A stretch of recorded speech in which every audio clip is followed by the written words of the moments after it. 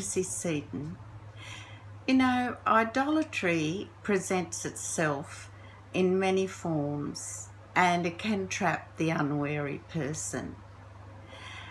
There is a very detailed explanation in the book called The Divine Code, a third edition written by Rabbi Moshe Weiner.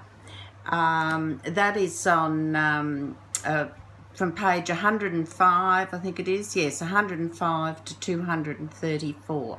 Now, there are many examples given of what is prohibited, what types of prohibitions we must be aware of.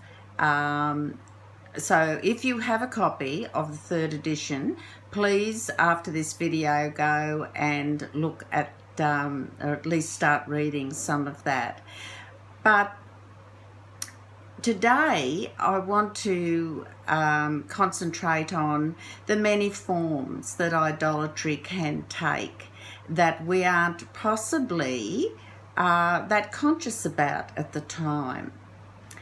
And sometimes idolatry is blatantly obvious. We certainly see outward symbols and depictions of idol worship, and you know immediately what that is. But sometimes it's subtle and disguised. And I want to ask you to think about that, and I'll talk more about it now. Just what are those subtle hints of idolatry, and have you ever given it any thought before? At our present time in history, it would be sensible to say that we only have to look at the news on the televisions or listen to it on the radio to come to the conclusion that in general society is in a state of great discontent. There's troubles all over the world in different nations. There's fiery debate about people's rights, etc. And the list goes on of all the examples that illustrate how society in general has become caught up in its self, their own self-worth, the self of me. And there are accessories that go with that, and I call that that society has become selfish. It's salacious, it's shallow, and self-sanctifying. And that is the sort of thing that you can glean sometimes from just speaking with others. And I'll give you some examples about this impulse mentality and the self-sanctifying mentality. So we do see people who are very self-indulgent. In fact, we've all come under that banner at some stage or another. The feeling of I'm entitled to. It's my rights above somebody else's. There's expressions of anger and severe retaliation that can be verbal or it can be physical. And also, when you think about the images that you see, right now at this point in time, there seems to be this tremendous worship of the body beautiful. And that takes on all forms from the tattooing, the extended fingernails, hair extensions, and look, I'm just naming some. There's heaps more, I understand. More and more people are having plastic surgery, and I'm not talking about cosmetic surgery to rectify justifiable things. I'm talking about people just have this fountain of youth mentality. The body has to look great. So again, it comes back to this self-satisfying, self-sanctifying worship of self. And there are other outward signs that you will notice. There's that old expression, keeping up with the Joneses. The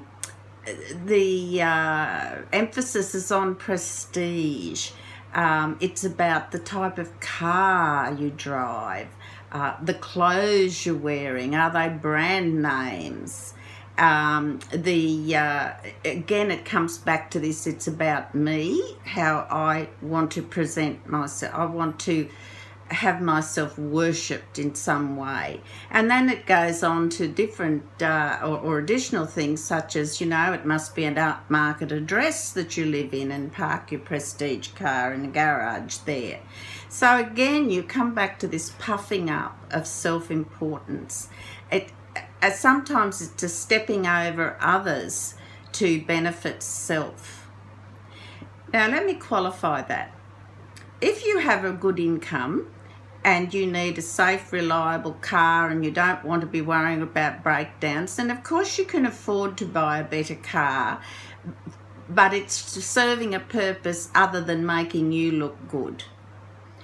Or you may prefer to buy certain clothes because you like the way they are comfortable, they fit you nicely, they always have something on the shelf that is suitable and appropriate for you. That's a whole different thing. But when you go out and your whole life and your gathering of possessions is all about how good it makes you look, the impression it's giving, then you've got to think that perhaps you're caught up in that subtle form of idolatry. And is it doing anything for you? I think not. I think not. So all these outward signs are trappings, again, extensions of that impulse and that discontent.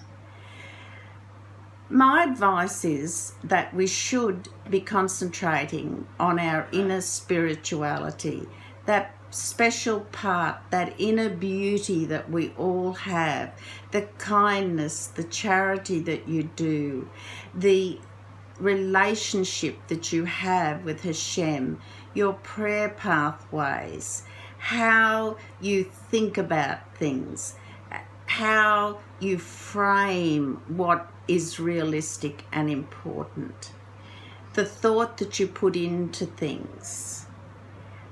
Why am I doing this? Why am I buying this? Am I buying these new shoes because I actually need a new pair of shoes and I like the colour so they'll be fine? Or is there a sale on and I need 2 or 3 pairs of those, they look great, they're fashionable, they're a high-end brand name and I'm getting, 25% off. How many pairs of shoes can you wear at once? Only 1 pair. So these are just gentle reminders for us all to think about and examine ourselves. Are we caught up in that subtle idolatry part of life? Or are we actually concentrating on our one true and only God? There's no second person, third person, intermediary, props, statues, or anything else. It is one true God who is here around us, enveloping us every day with his loving kindness and divine providence. That's what we need to concentrate on. And when we do that, all things naturally will fall into place. The inner self becomes that shining beauty, that contented, self-assured knowledge that you are on the right path. And suddenly all those other trappings are just that. They're just trappings. Do I need them or don't I? So I urge you all, particularly coming into another year, will be 2020 soon, start thinking about all those things that you do on an impulse, on a whim. You can look at those as a form of idolatry, that I want it for me, it's all about me. And it's really about your relationship with Hashem. That's the part of the me that you should be concentrating on. And we've all been guilty of these things in the past, and I think it's time we all thought about those things more carefully and concentrate on really what is important. We all have a divine mission, and that's what we should be concentrating on, not perhaps spending too much time thinking about what garment sale you're going to next, or what's the in brand of cosmetics at the moment. I just want to remind you all as well that our first Australian Noahide conference will be happening in September 2020 on the 9th, 10th and 11th. And there will be details on the website. You can email me for information, and as more information becomes available, I certainly will be making that known to you, either on our Facebook page or by direct contact. So I'm looking forward to seeing you all there.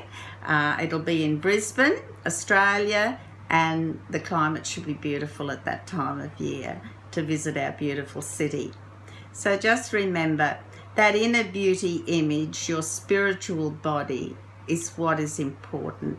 And when that is correct and in place, your outer image improves immensely because you're contented, you're relaxed, you're self-assured, you know you're on the right path. So maintain that beautiful relationship with Hashem. Please take care and God bless.